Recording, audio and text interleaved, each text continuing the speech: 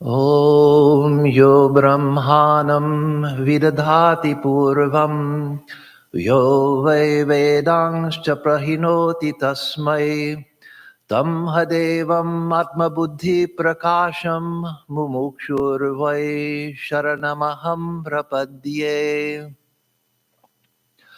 We who seek liberation take refuge in that infinite light which illuminates the hearts of every being, which is the source of the Creator himself and the repository of infinite knowledge known as Veda.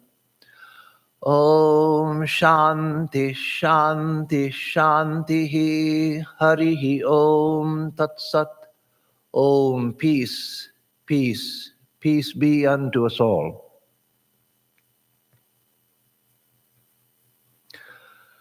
So it's good to see all of you again, even if it's seeing you again for a very short time. I have been here for almost 2 weeks. On Tuesday, when I leave, it will be 2 weeks. But the first week that I was here, I was sick with COVID, and so I couldn't see anyone. And that meant that the next week I had to run to get things done so I could leave. And so there wasn't much time to meet with there wasn't any time to meet with any of you except for today. And so again, I'm glad that you could come, and at least I get this chance to see you before I leave again. I don't have a talk prepared for today in my mind. Didn't think of a talk to give because I wanted to give you a chance to ask questions. If you want to ask questions about my new life in Gretz or the place, or if you want to ask questions about Houston, or if you want to ask questions about spiritual life, or anything else that you want to ask that you might ask someone like me. So let me give you a moment to think of some questions, and I will just entertain questions. And before I close at the end of the hour, then I'll just say a few words of my own that I would like to address to you. But first, let me see if there are questions. And I don't even have to wait and delay for you to come up with questions because Binky already has one. And let me say that you ask the question and then I'll repeat the question because we're live streaming so that other people can hear. So just if I forget to repeat the question, someone please remind me. So. One of your lectures, you talk about time, how we think about time, kind of we think of time as center point coming from the left, path to the future. It seemed like you were alluding to the fact that's probably not the right way to think of time. Can you talk a little bit about that? Sure. The question is about something I said about time in a lecture some time ago, in which I said that we think of time as the infinite past coming toward that has receded from us. We're in the moment of now, and the future is we're moving towards. So we're moving out of the past, through the present, into the future. And so, as I said then, that is the framework within which we experience everything, because time is the context in which we know everything. As Kant showed in the West, but as Indian thinkers showed long earlier in the Vedanta and other systems of thought, but especially in the Vedanta. Time and space are the conditions through which we know everything. So Kant showed that time and space are part of the very structure of the mind. We can't understand anything except in terms of time and space. And again, Vedanta had shown that millennia earlier. And so if you try to think outside of time, you'll find that it's impossible. You may sort of go into a blank state where you're not thinking anything and think that, well, now I'm in a timeless moment, but you're not. You're just sort of blank. And even there, you'll see that there's a subtle sense of time passing, because after a while of that blankness, you think, okay, enough of that. Now let me think about something. And so that itself shows that you're conscious of time passing in blankness, and then you decide to get out of blankness. So you're not outside of time, you're just not thinking. So we can't think of anything outside of time. But our concept of time is erroneous. Well, no, let me back up again where I was just before that statement and say one more thing, and that is, as I said, time is the context in which we understand everything. You can't have action without time. You can't have motion without time. You can't have thought without time. You can't have perception without time. And the same goes for space.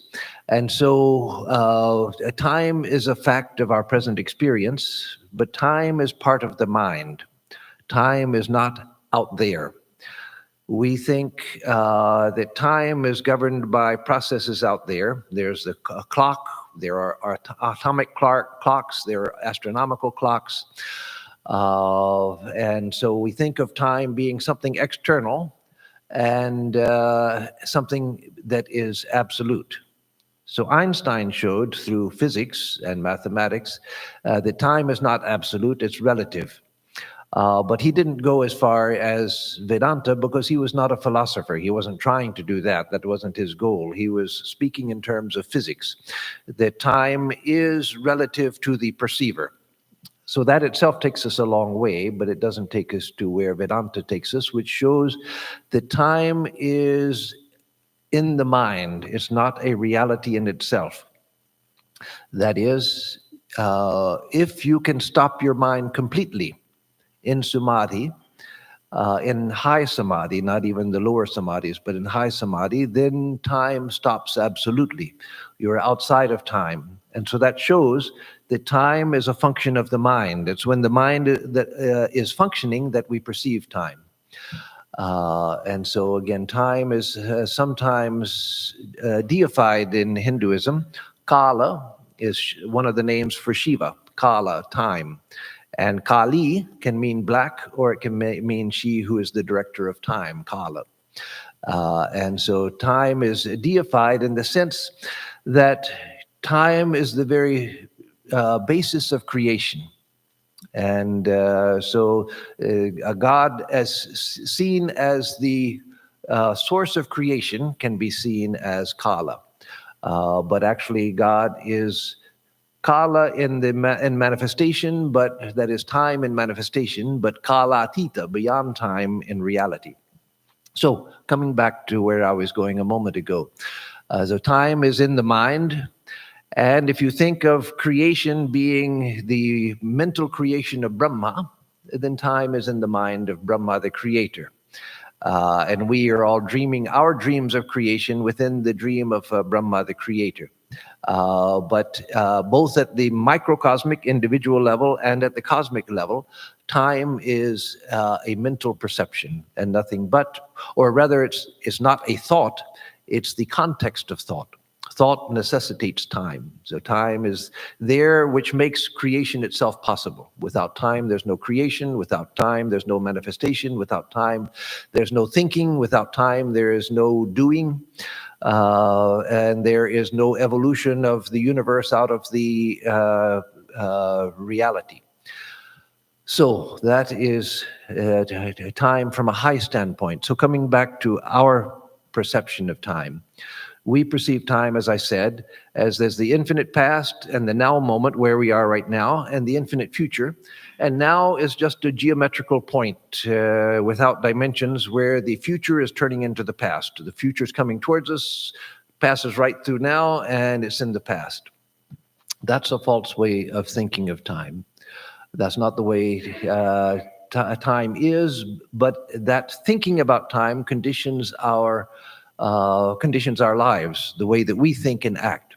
So why is that not true? How can we see that that is not true? Where is the past?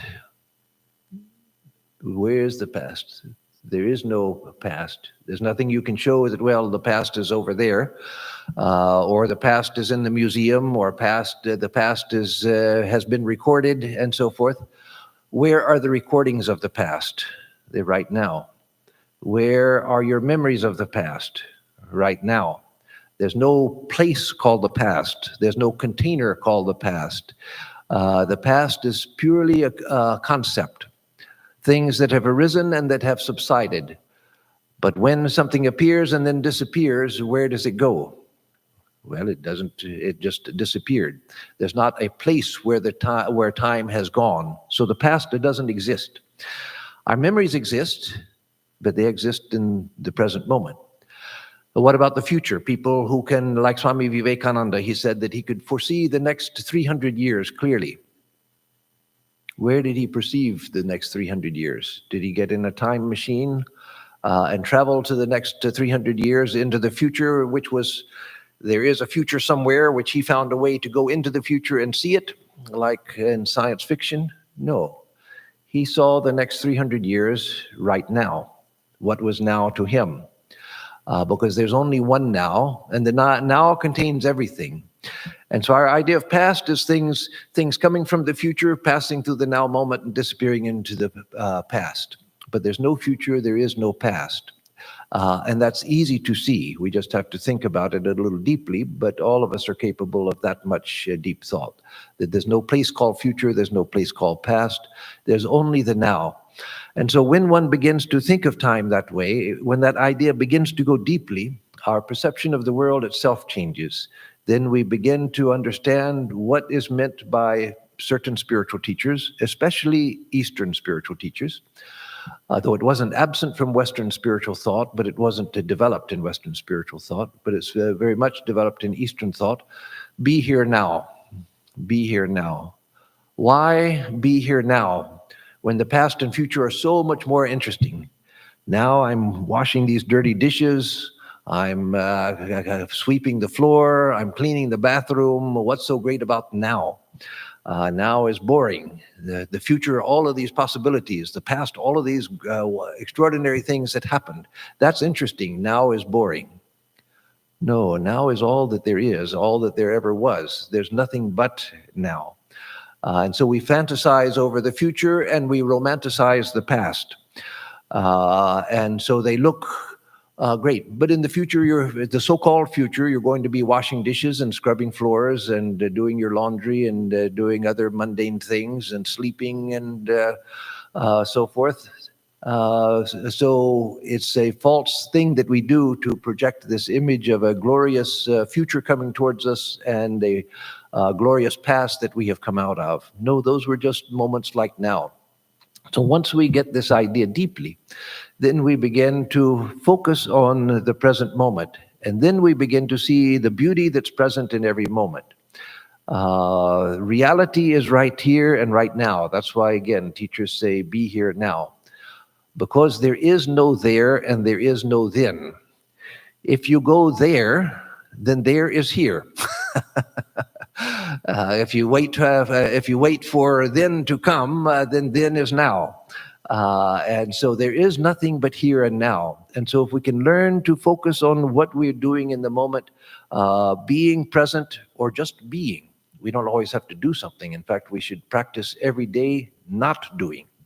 We should practice every day being, not doing. Yes, we have to do things or we can't live. We have to, if we don't wash the dishes, then soon we'll just have a pile of dirty dishes in the sink that we hesitate to eat from again without washing them. So you have to act. But acting is not forever. Acting is for our present state of existence. And so we have to learn how to go beyond acting. So every day when we practice meditation, we should spend some of it just trying to be, just being centered right here, right now, not thinking about anything, just being aware of the present moment and how things rise and set. And that's what gives rise to our sense of time, things rising and setting, rising and setting. But that rising and setting is happening right now. It's not coming from there and going there. It's happening right now. So one other thing let me say about it, and then I'll ask for other questions, because I know some of you want to ask about France and the future of Houston and whatever. So I'll just say one more thing and then open up for questions again, because this, of course, could be an hour's talk or 2 hours talk. That last thing I want to say is that the sense of time in the West And since Western culture through colonialism spread all over the world and became the domineering culture, and not completely wiping out other cultures, some it did wipe out completely, but it has dominated other cultures and affected all other cultures worldwide. The Western sense of time has been a colonial success also. And the Western sense of time is that time is a path that you have to walk down. You have to go down the path of time. It's up to you. You are responsible. As has often been said by many thinkers, East and West, the greatest sin in the West is apathy, not caring. So you have to be engaged. You have to do things. You have to be active. You have to be proactive. You have to get out there and make things happen, because nothing is going to happen unless you make it happen. So that's your responsibility to do it. You have to do it. So again, time is a path that you have to walk down, and you have to make things happen. The Eastern sense of time, especially the Indian sense of time, which again has been affected by this, but not conquered by it, it's still there in India, is that time is just a flow, a natural flow. There's a flow to things. You don't have to make anything happen. Time carries us forward. And that is where the rigid Western mind, not all Western thinkers, but those who are rigidly Western, they react and say, yes, that's the whole problem with the East. They're passive. They don't do anything. We Westerners, we get out there and we do things. We can make this a better world. People have been trying to make it a better world for thousands of years, and look where we are right now. Yes, we have many medical advances, scientific advances, and people are no more happy than they were before. So the Indian sense of time was that time is a flow, where time is carrying us forward. There's not a future, there's not a past. There's just the expansive, all-containing now. And that is carrying us forward. All we have to do is to participate. I could give many examples, but that again would turn this into a lecture of how you see that in India. It took me many, many years to understand this. I didn't get this from books and things. I saw it from living in India many years, meditation, examining myself, examining the Western world. Many things went into this understanding, but you see that if time is a flow, and time itself is carrying us forward, the hand of Shiva, Kala, the hand of Kali, is carrying us forward, then what we have to do is to participate. Yes, if you're carried forward by the current of a river, and you come to a boulder in the river, yes, you have to push yourself aside to keep flowing. If you come to a log jam, you push yourself aside, so you participate. But the flow itself is carrying you forward. You're not responsible for doing that. And you're not even responsible for the things that happen along the way, except for properly responding to situations. That's a very, very different idea of time from the Western idea where you have to make things happen. I remember one of my childhood memories, which was one of those things that shocks a child. And I didn't accept what was said to me, but it did shock me. I was sitting at the dinner table, and my aunt, who was a very good person, and she loved me very much, but I was probably about 9 years old or 10 years old, sitting at the dinner table with all of the extended family. And she saw that my plate was empty and the meal was coming to an end. So she said, "Would you like some more such and such?" which she knew I liked. And I said, "Oh, okay, yeah, I'll take some more." She said, "You have to ask for something if you want it. Nobody in this life is going to give you anything. If you don't ask for it, nobody will give anything to you. You have to learn to ask it. You have to learn to take things, because nobody is going to give you anything in this life." And I was so shocked. I thought, I wasn't really hungry, but when you asked, I thought maybe I could eat a little more. So no, that is the attitude which has become almost a global attitude. And now that you have to take things, you have to make things happen. No, that is a recipe for cultural disaster. And it's part of the problem that the whole world is facing now, that we think that we have to take things. No, we can learn just to respond to situations and know that from a spiritual standpoint, that flow of time that is carrying us forward, that is the hand of God.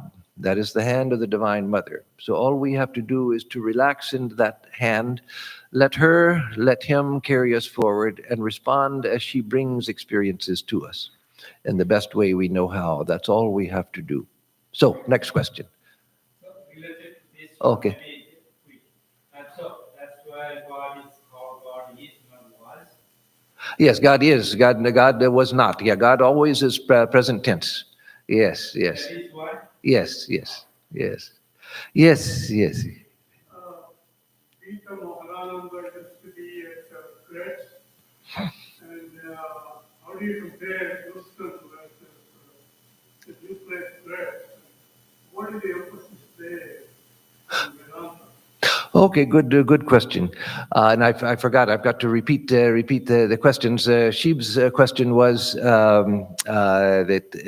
that why God? It said that God is, not God was. Yes, there is no past to God. God is the living present, always present. In fact, there's a beautiful name of one of the many names of Shiva, but one of the Vedic names of Shiva is Sadyojata. He who is born anew every moment, he who is ever new, meaning that he who is, not who was. So now the next question is comparing Houston to Gretz. Swami Vita Mohanandaji was my predecessor there at Gretz. And so, how are the activities there compared to the activities here? The life there compared to the life here? And the last part of the question was, how does Vedanta, as we teach it there, compare to here? So, that's a very good question, and I know it's sort of in the ballpark where many people wanted me to go. So, for one thing, the Gretz Center is a very large center. It's probably, in fact, I'm sure, it's the most active center in the Western world of our Vedanta centers. Very active, and that's because of the programs that Swami Vita Mohananda started. He had predecessors who were great men themselves. Swami Siddheshwarananda, he was from the royal family of Cochin, and he was a prince of the royal family. And one of his cousins told me that, or one of his, the descendants of one of his cousins told me that, well, Swami Siddheshwarananda would not have become Raja, king, because it was my father who would have become king. So a little royal competition there. But he was a prince of the royal family, and he renounced the world. He was a disciple of Swami Brahmananda, the disciple of Sri Ramakrishna, one of the most important and greatest of the disciples of Sri Ramakrishna. And he himself became a great man, spiritually and intellectually. And so he came to Gretz, he came to France and started the Centre Vedantique Ramakrishna, the Vedanta Center, the Ramakrishna Vedanta Center in France in 1937. In fact, he was chosen by Josephine MacLeod, Swamiji's great American friend, who had a great influence on the early decades of the order. The Swamis respected her greatly because of her close friendship with Swami Vivekananda, her complete dedication to him and his work. And so she was the one who picked the Swami for South America and arranged for him to go there. She was the one who arranged for the work to be done in France. And so he went, intellectually brilliant, spiritually a very great man. He not only was a disciple of Swami Brahmananda and knew some other direct disciples of Sri Ramakrishna, but he was close to Ramana Maharshi also, the great sage of Tiruvannamalai in South India, the great Advaita Vedantin. He's mentioned in the talks with the Ramana Maharshi. Oh, today Ramana Maharshi received a letter from Swami Siddheshwarananda from Gretz in France. You'll see that from time to time in the talks with Ramana Maharshi. So he was a great man, and he started the work there. He during World War II, he had to escape to southern France, to the free part of France, when the Nazis came into the Paris and northern France. And so he lived out the war there in the south until the liberation of France, and then he came back and stayed at Gretz. There was a woman named Madame Sauton, who was she was known as Maman, or mother at the center there. It was her house that the Swami stayed in, and that is now the Centre Vedantique, the house where I stay.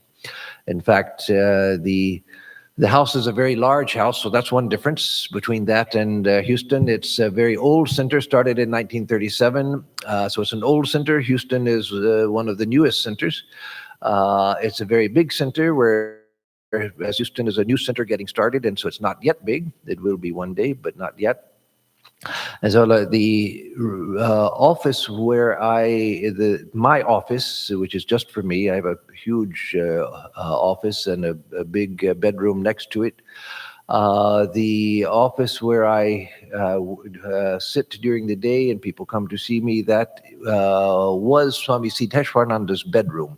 And it was Swami Ritajananda's bedroom, and my bedroom was their office. It was Swami Vitamohananda who changed them, and I liked the change, so I maintained that. But the office, which was Swami Siddheshwarananda's bedroom, Swami Siddheshwarananda had a vision of Swami Brahmananda there, his guru. And so there are many holy associations there, a center which is so old. After Swami Siddheshwarananda, Swami Ritajananda came, a Swami that I knew very well, very blessed to know him. He also was spiritually great. He was very intelligent, but he wasn't an intellectual as Swami. He was he knew a great deal and was a very alive mind, but he was sort of just focused on spiritual things, where Swami Siddheshwarananda had this encompassing mind. And so Swami Ritajananda, again, deeply spiritual also. I first met him in 1975 on my way to India for the training center after my 5 years in Gangestown, Michigan, at the ashram there. I stayed for two nights on my way to India and got to know him a little bit then, just 2 nights worth. And then I went on to India. When I came back from India, I stopped in Gretz in 1981 end and stayed 2 months with him. And so I got to see a lot of him at that time for 2 months, living in the ashram with him. And then he used to come to California when I was in California for many years. He stayed with me in San Diego, and I used to go when he couldn't come to San Diego but was in Hollywood. I would go up to Hollywood to see him. So I got to know him very well, and he was a wonderful Swami, a highly spiritual Swami. Like Swami Siddheshwarananda, who was a great Advaitin, non-dualist. Swami Ritajananda ji also was a great non-dualist. And I just remember, especially the times when I stayed for 2 months in Gretz, oftentimes he would just sit in the entry, the big hall and the entry to the main house, sitting in a chair after meals and just staring off into space. But he had this look in his eyes of someone who was looking into the infinite. So it was a great inspiration just to look at him, just to see him. So he was head for several decades. Swami Siddheshwarananda from 1937 till he died around 1957. And I always forget whether it was 54 or 57. It's one of those. I don't know why those 2 numbers stick in my mind, but it was one of those 2. Then Swami Ritajananda ji went and was president till he died in the late 1990s. And Swami Vitamohananda had already come, and he took over from him. I met Swami Vitamohananda ji in 2015 when I had been invited to Paris for COP21, the climate accord meeting of the United Nations in Paris. I was invited to the NGO meetings that were taking place at the conference to speak and to guide a discussion. And so I spent a week at the conference, and then I went for a week to Gretz and stayed with Swami Vitamohananda. He also was a deeply spiritual man, and very different from the previous 2. He also was not like Swami Ritajananda. He was not a vast intellect, a global intellect, but he was a deeply spiritual man, very devotional, and also an Advaitin. So he had these 2 sides of the devotion and Advaita. An extremely quiet man. He rarely spoke. And so he had a deep influence over the center because he was there he came around 1990, in the early 1990s, I forget exactly which year, but in the early 1990s, was there for about 4 years with Swami Ritajananda ji, and then after the Swami passed away until 2019 when he passed away. November 2019.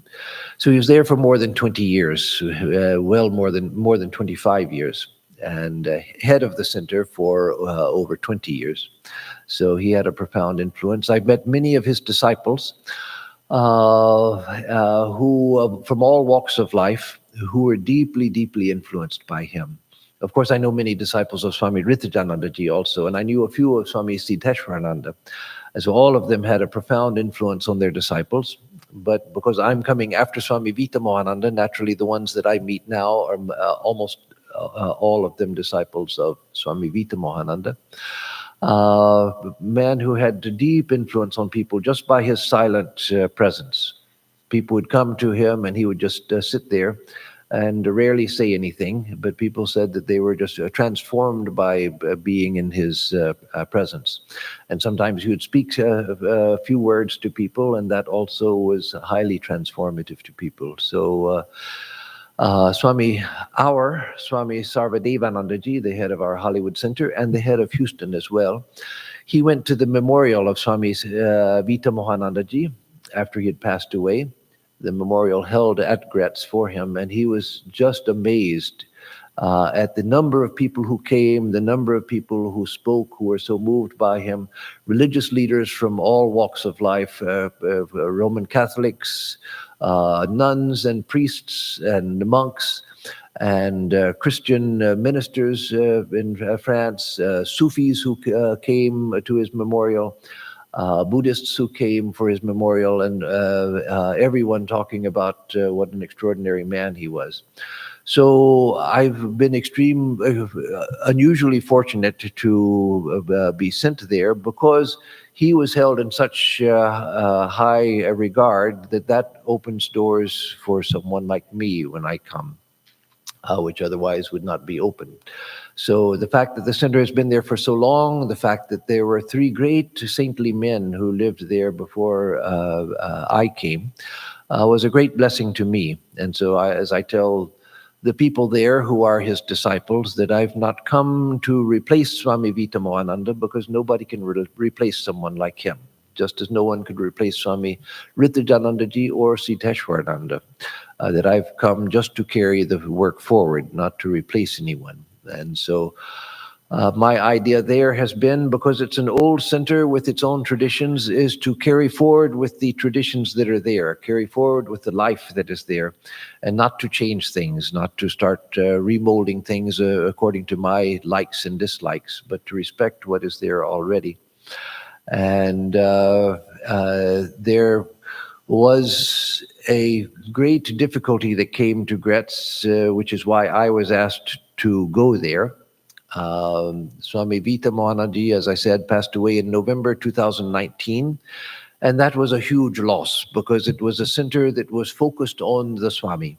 The Swami was the life of the center. The people were there because of the Swami, and suddenly he's passed away.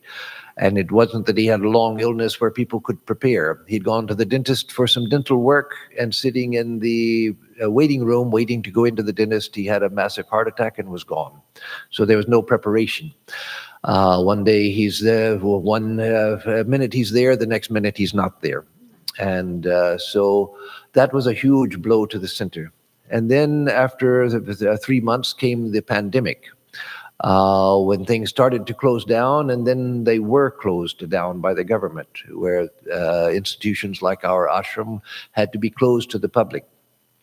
And so the Swami was gone, the pandemic came, and the ashram was closed.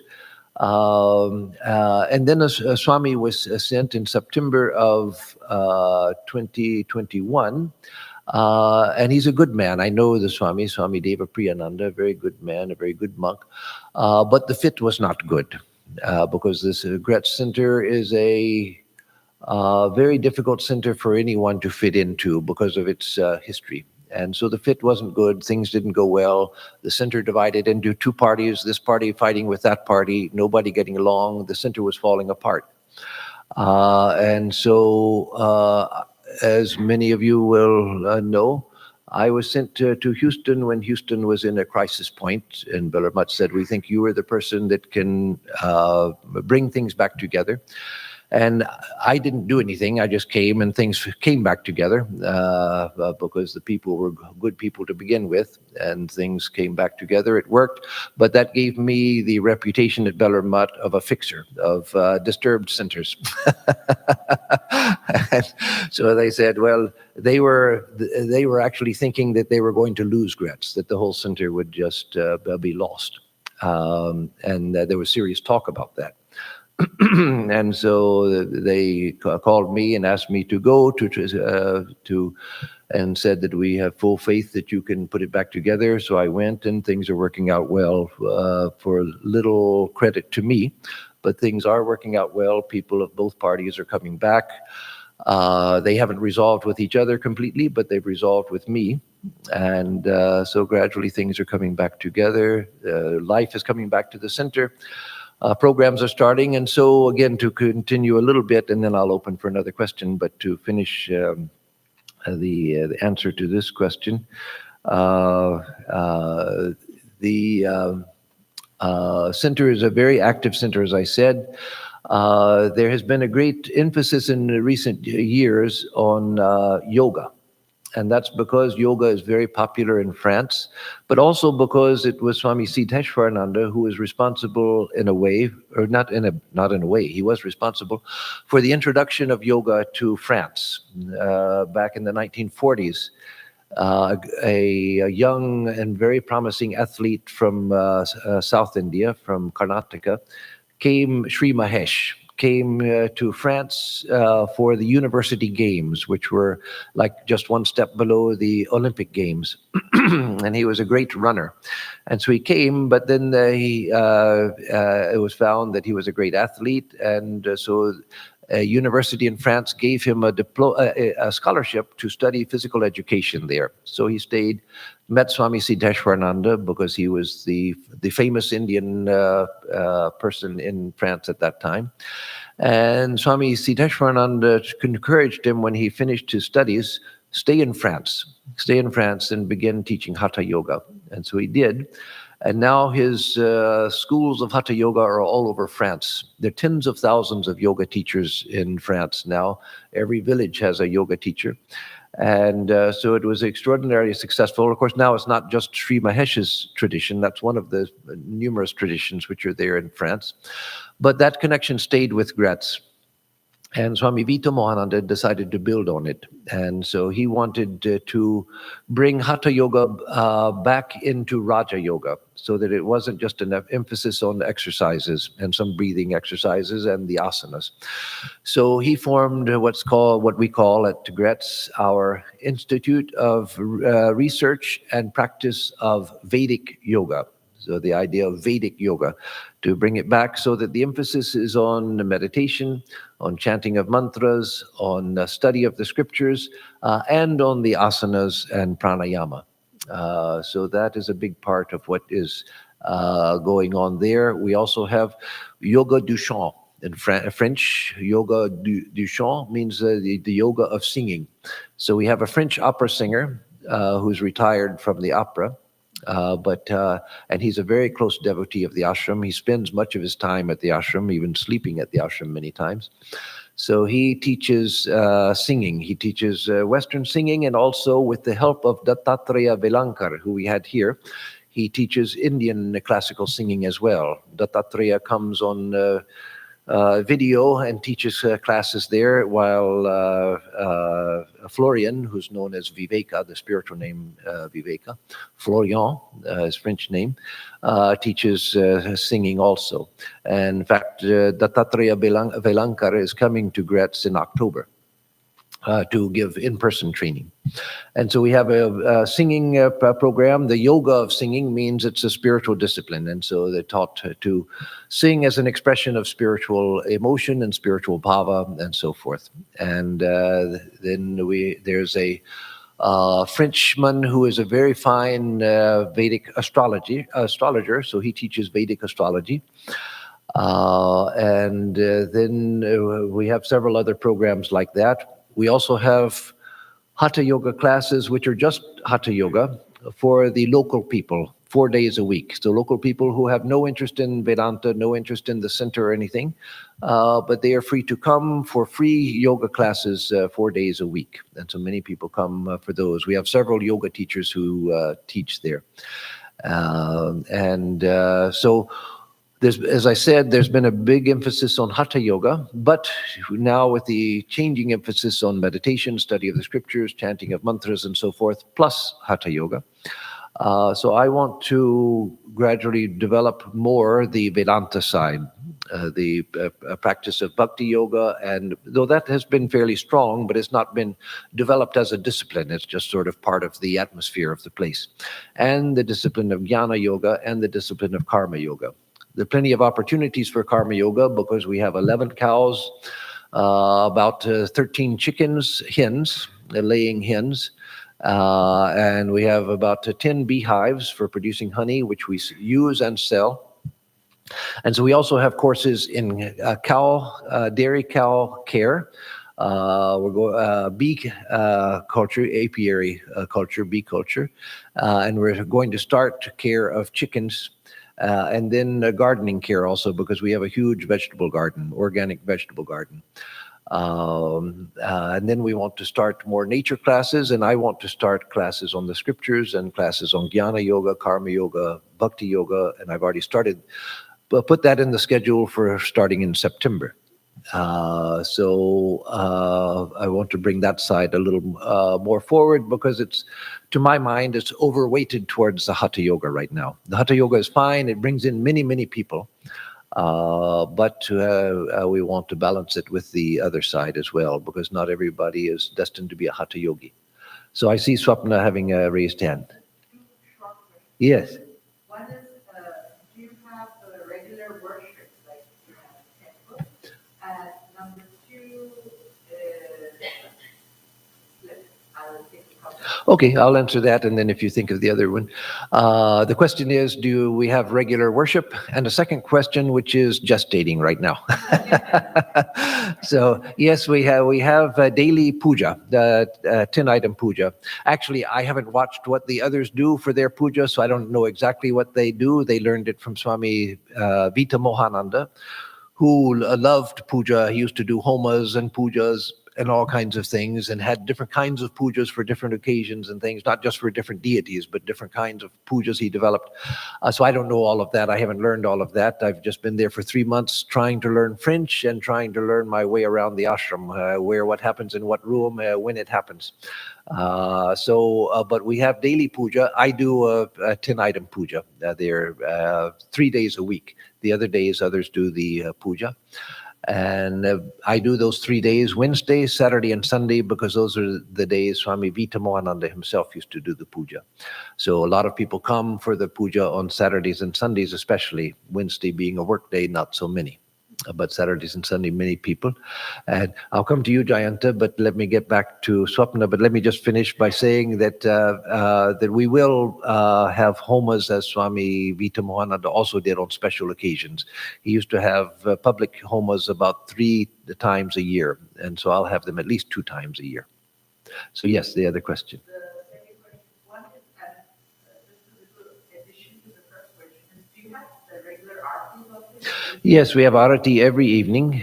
So puja every day, arati every day. With the waving on a daily basis, it's just the waving of the lights, but with Om Hring Ritam and Sarva Mangala every day. On Sunday, it's all 5 items offered in arati, plus Kandana Bhava Bandhana, plus the other songs, plus Prakritim Paramam. So the Sunday arati is big. So okay, the next question.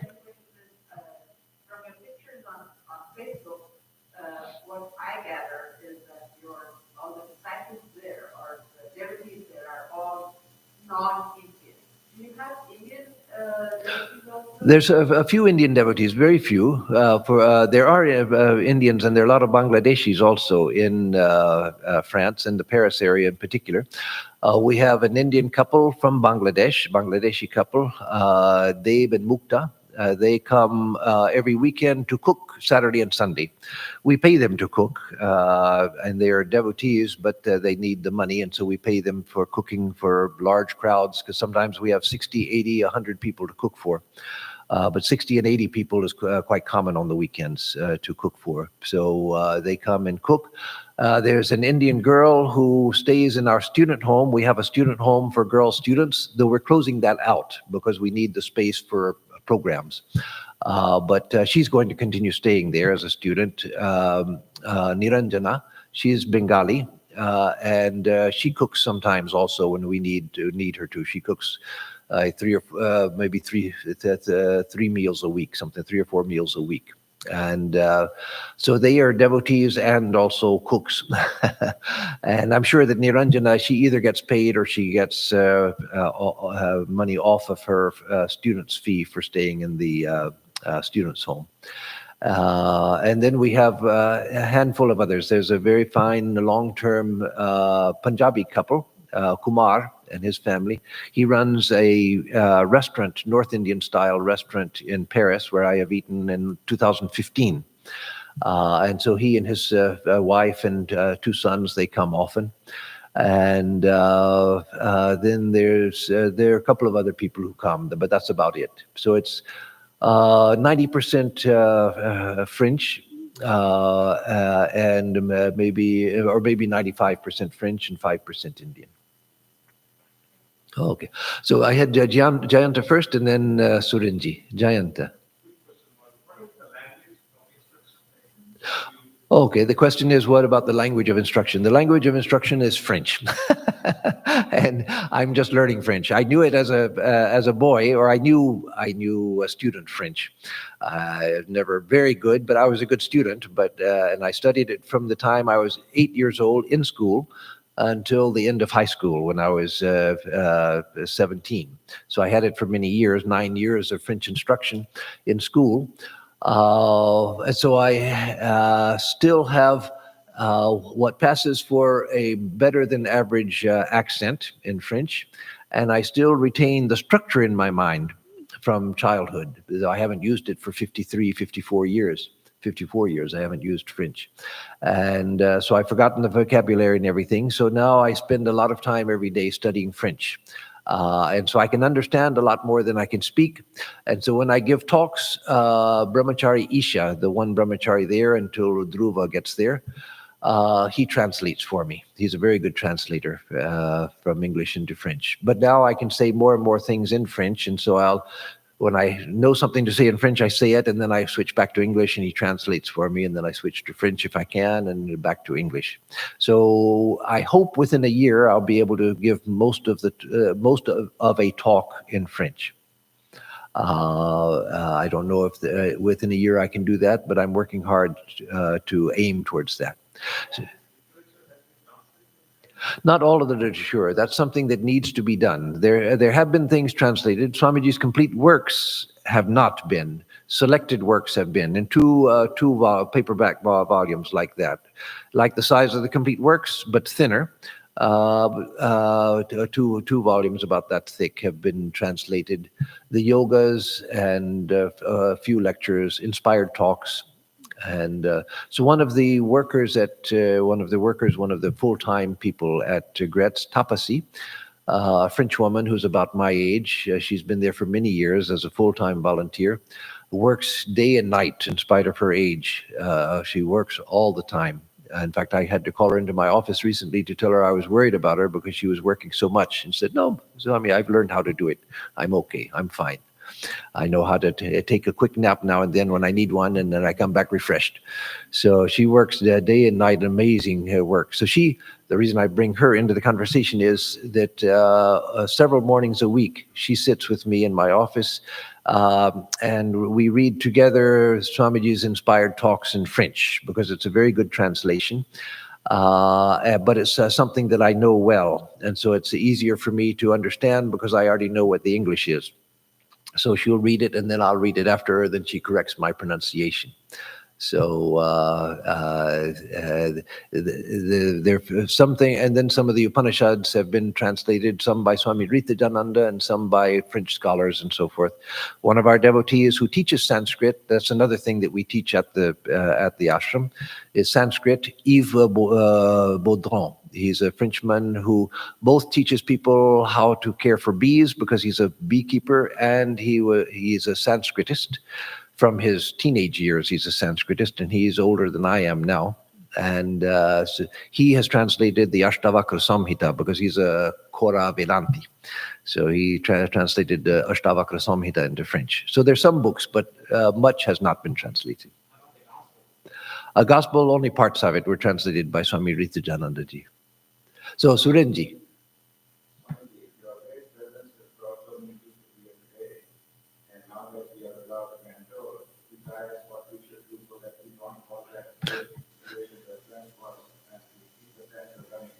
Yes, yes. And I'll close with that because that will lead into my closing words. So the question from Surin, for those of you who are not here in the hall, is now I'm here and many people have come, but when I go, then it's hard to get people here, hard to keep the center going because there's not a Swami here. A resident teacher, and so how to try to keep things going, how to maintain the center, etc. So that's a big concern. So let me turn my attention first to Houston and what can be done here. But first, I want to say that I'm feel sure that Sri Ramakrishna will not abandon Houston. Yes, you're going through a hard time now. You've been through hard times before. The center was established in 2016, but the work goes back to the beginning of the 1980s. And so there's a long history of work here with the devotees, when the devotees ran the center up until the end of 2016. And so there's a long history of work being done here, and the work will continue. Sri Ramakrishna won't abandon his own. But we all, I myself have experienced this in my life where I've had to go through extremely difficult periods, very difficult periods. But I found that I came out better on the other side, and Sri Ramakrishna and Holy Mother never abandoned me. I had to go through hard periods because that was what I had to go through, karma or whatever, or the necessity for strengthening or whatever. It was something that I found afterwards made me better. And so the center and the devotees will not be abandoned if the center and the devotees remain devoted to Sri Ramakrishna. He won't abandon his own. That's a promise from him. It's a promise from Holy Mother. Yes, it's a difficult period because I asked Swami Sarvadevanandaji, who is the president of Houston and who lives, as you know, in Hollywood, so he's not here to run the center. And he has a vast empire to look after, so he can't devote a lot of time to Houston. So I asked him if he had heard anything from Bellarmut about replacement, a new Swami coming, and he hasn't heard anything. I haven't heard anything. So someone will come, but when, God only knows. Whether it will be months or whether it will be a year or more, I don't know. I can't give you any unrealistic hope that a Swami is coming soon. A Swami will come. But we have to wait until that happens because the most that you can do is, as a board, write once in a while to Bellarmut saying that we hope that you can send us a Swami at some point. But I would ask you to, before you send such letters, that you contact Swami Sarvadevananda. Don't communicate with Bellarmut unless you go through him. And get his permission, because you may be working at cross purposes or something. And he knows the pulse of Bellarmut better than you do, so go through him. But that's the most you can do as far as trying to get a Swami here. Otherwise, it's a question of time, and when Bellarmut finds someone to send. In the meantime, what to do? The first thing is just to remain faithful to the center. Remember that the center is the fruit of many people's sacrifice.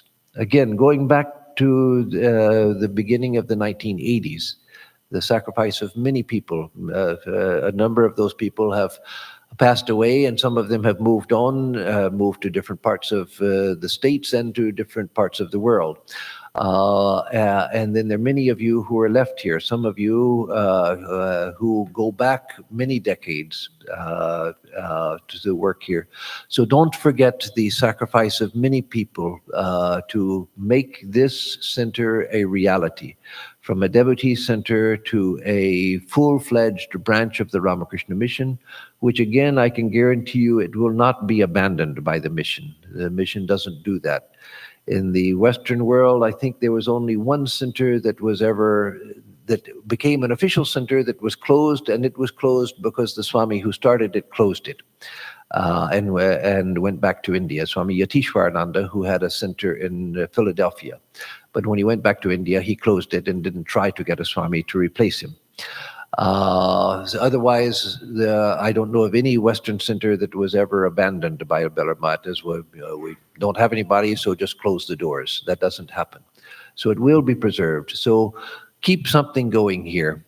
If it's devotee discussion groups, if you have multiple groups, if there's a group of people who I apologize to Shobha for pointing her out, but Shobha and people like Shobha and Kamala and people sometimes used to come here to discuss just their little ladies group to discuss scriptures and things. Keep something going here. And whether it's showing videos of lectures on Sundays, whether it's inviting Swamis and Pravrajikas here from time to time, keep something going. Another thing that's extremely important for the health of the center here is that after I left, then donations have practically stopped. And so please don't forget, the center needs money to run. The center needs funds to keep going. And so those who don't have a lot of money, a little bit helps. When I was at Ridgely Manor, it was a huge project back in the late 90s and early 2000s, a huge project where we had a $1 million plus loan that had to be paid off, $1,100,000 that we had to pay off, and no way to pay it off, no group of devotees like this to pay it off. And yet we did. I managed to, with the help of people, to pay it all off and to build up a bank account also within 7 years. And I bring that up because many of the donations were people who didn't have much, who gave small donations. And I found out at that time by reading the literature that the people who give the most in donations, other than big foundations, are ordinary people who give their small donations. And so if you have more money, give as you're able. If you don't have much money, don't think that your money doesn't count. It does count. A number of small donations adds up to a big donation. And so the center needs resources. It can't pay its bills. It can't maintain the building. It can't maintain the grounds without resources. And so please don't abandon financial generosity towards the center and generosity of volunteer time and keeping things going here.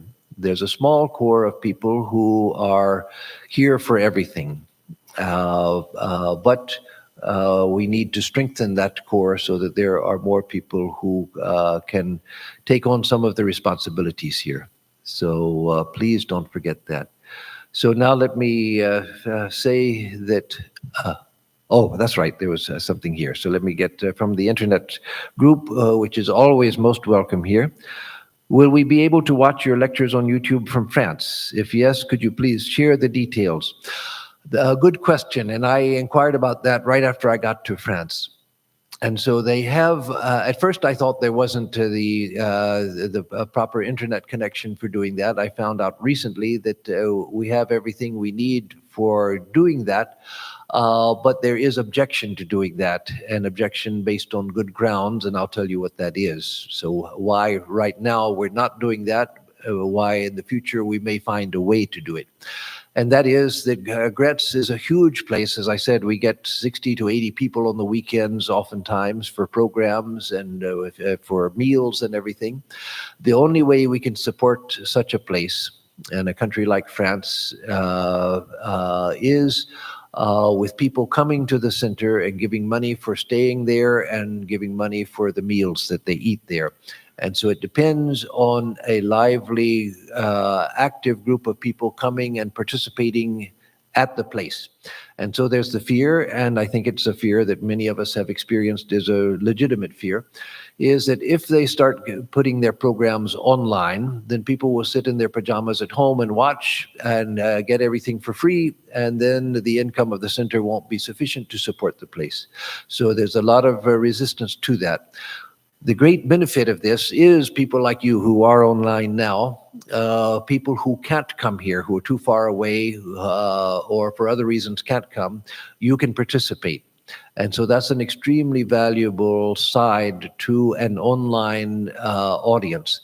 The other side is what I just said, that it discourages in-person attendance just because it's so easy to sit back in your pajamas and watch it online. But the two are not the same. So what I'm thinking now, and I've started talking to the people there, is what if we don't put it online immediately, but after 1 or 2 months, we put the archived material online so people can see it and see if that works. And so we'll try to find a way to do it, so that it doesn't hurt the active participation. Right now, since I've been there, it went from practically dead, nothing happening, to lots of people coming and lots of activity, and so we don't want to do anything to disturb that right now. So another, with a million questions and wonders, I can never seem to form a question. Okay, well, that's more of a statement, a very good statement. Oh, here's the question. How can I overcome this? That is, I can never seem to form a question during sermons, because when in the presence of a Swami, questions are dissolved. So yes, I never was much of a question asker because of the same thing. If I was listening to a talk, I was focused on listening to the talk and trying to understand what was going on. And then suddenly when the person would say, okay, now if there are any questions, I thought, oh, wait a minute, there's a disconnect here. You know, I was absorbed in the talk and now I've got to think about questions. So I never resolved that myself. So I'm sorry, I can't help you, Nicole. The same thing happened to me. Oh, the first one I didn't see. Please give us some instructions on how to pray sincerely to Thakur. Okay. So how to pray sincerely to Thakur? As the great Christian mystics whose main spiritual practice was prayer. They didn't have all kinds of yogas. They had a few practices, but most of them were centered around prayer. There was some form of prayer. And so their main spiritual discipline was prayer. So they developed it into a great spiritual discipline, which leads from vocal prayer to meditation, to samadhi, to union with God. All of that taught through the method of prayer. So what the great Christian mystics used to say is the best way to learn to pray is to start praying. That is, begin to express yourself to God. Read the Gospel of Sri Ramakrishna, as you do, the questioner does, I know. And you'll see that Sri Ramakrishna Thakur says over and over, pray to God with a yearning heart. And he says, learn to talk to God. So there's this constant dialogue going on in our heads with ourselves, or with the mind just spinning out a dialogue within, or monologue within itself, just a thought going randomly in all sorts of directions. In prayer, you learn to direct that monologue of the mind towards God by thinking that you're in the presence of God and just learning to talk to God.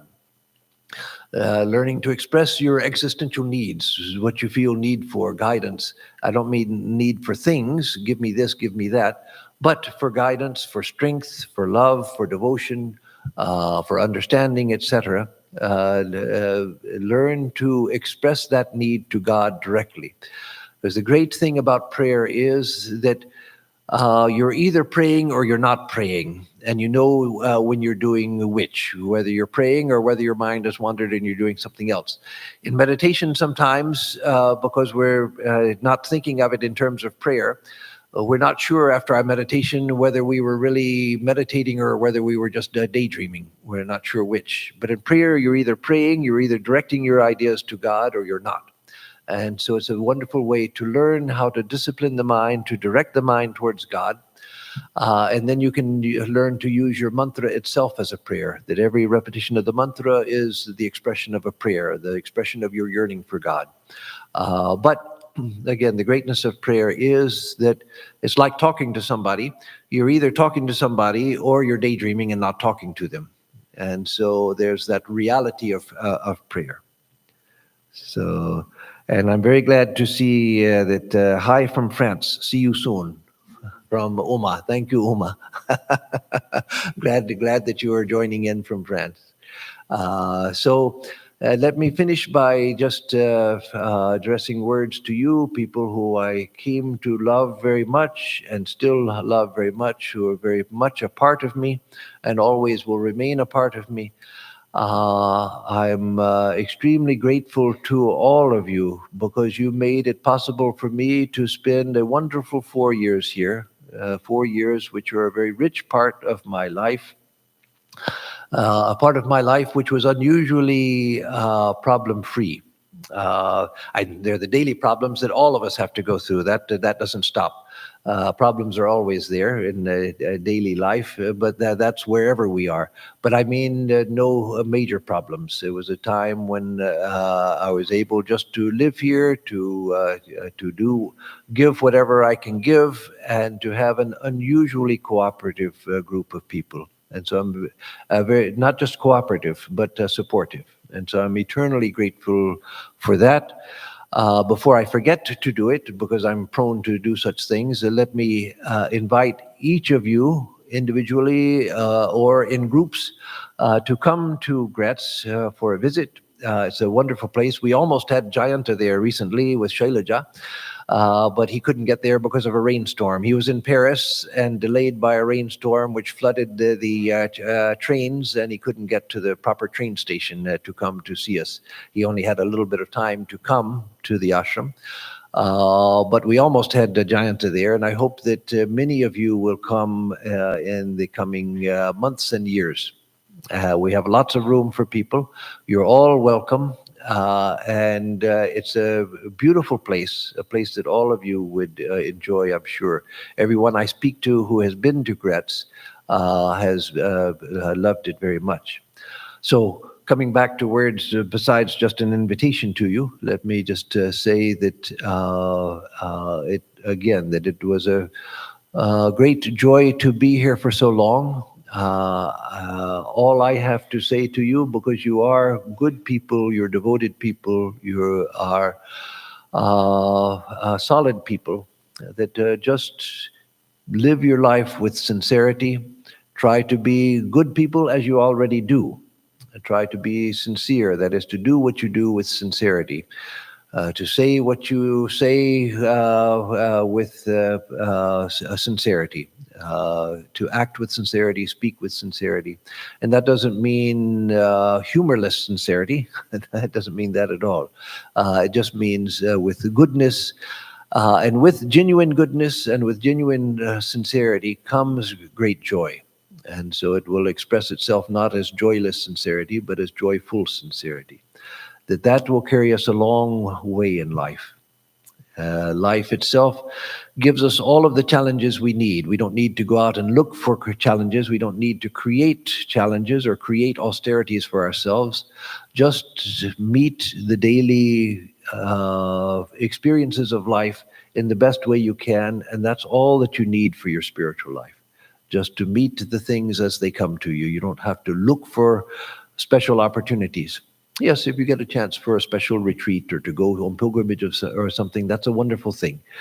Do it. But that's not what makes all the difference in life. That's something that just gives you a few bonus points, but it doesn't give you the baseline points. The baseline points come from just being a good person, leading a sincere life, and trying in your own way, to your own capacity, of moving the needle of your compass of life more and more towards the spiritual, towards God, if your spiritual life is God-oriented, as most people's is, towards the self, if you follow the path of self-knowledge, or just towards truth, if that's what spirituality means to you. But try to direct your life more and more towards God. Do that by reading spiritual books, by discussing spiritual things with people who are similarly minded, not with people who don't care, because you'll just bore them, but with people who are similarly minded. And come to places like this, and come here. Let this be a gathering place of spiritually minded people. And be forgiving of people here. Meaning that we don't come to a place, well, what we usually do is come to a place like this expecting perfection in everybody else. So as one of the older monks in Chicago, when I first joined, told me, an American monk, told me something that I've always remembered, that we tend to judge others' actuality by our ideal. These people are not living up to my ideal. Are you living up to your ideal? Either judge people, if you have to judge them, don't judge them at all is best, but if you're going to judge them, then judge their actuality by your actuality, or judge their ideal by your ideal. But don't expect other people to be perfect when you are far from it. I remember when I was a younger monk, I used to hear people often say that, well, if I were a monk, I would behave like this. I would not do that. And okay, become one and let's see. It's very easy to say what I would do. And so the same with the fellow devotees, that, well, if I were running this place, I would do this and I would do that. You don't know how difficult it is to run anything. So be patient with people. Be patient with people. We're all in this together. We're not enemies. We're not competitors. We're not trying to beat someone on the race to God. If you are, you're going in the wrong direction.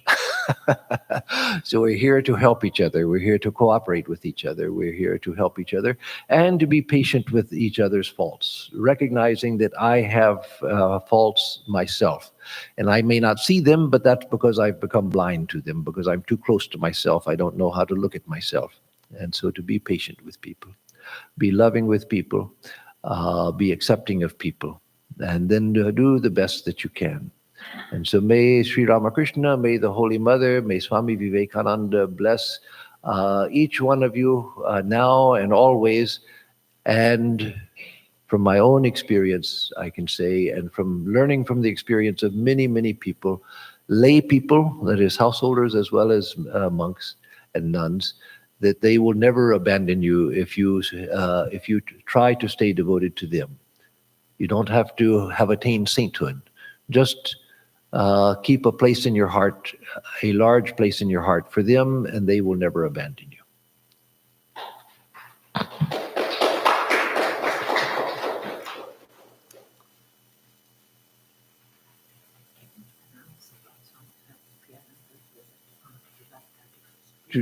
Oh, okay.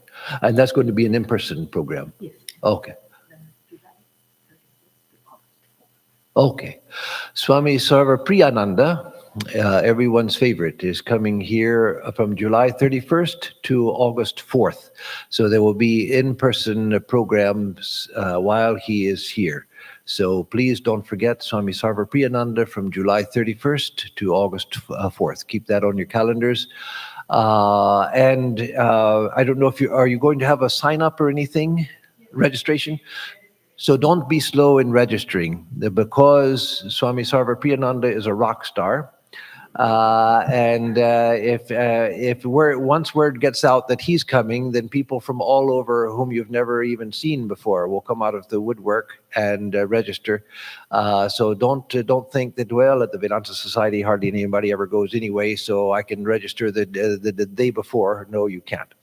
When it's announced that he's coming, register that day if you want to get a seat.